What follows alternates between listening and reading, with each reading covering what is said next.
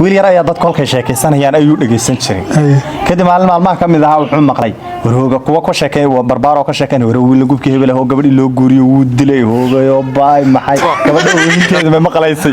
wax saa maqlay moogtahay walaashii baa marka la aroosay kadib wiilkii xajaan qabatay xusniyo nimankii waa iyaga dhiisay ninka hebel waa ninka gabadha waa kii uu ka ooyo gabadhii wuu dilay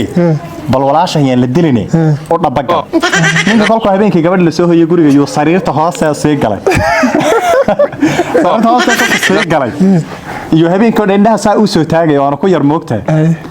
kolkii de malaha reerkii ay shaqadii guriga ay bilaabeen operationkii la bilaabay iyo indaas ay soo taagay malaha meeshii crash ofka iyo baasa dhuqlaha istaba dhacay xiinkooda ayuu fadhi waay si khiyaar la'aana iyo albaabka uga boday ninkii wuxuu u maleeyay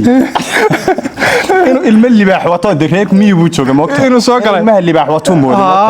baarkida isagii oo qaawin hada ninka dhar operation ku jiro waa moogta barkii qabin iyo oral soo taaray ilmihii tag siila geeli oo weyn oo dhan meesha iyo ka dhaxbay moogta kadib wuxuu sidii ilmuhu malaha libaax xaggan oo kala tagay oo xaggaas oo la socda bubaaca ninkii orodku orday hal diday oo ilmihii ka carartay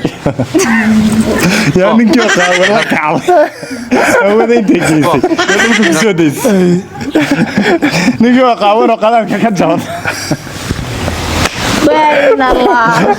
ومالنا قينا يتصدى بي سيدي تصدقي وحنا يا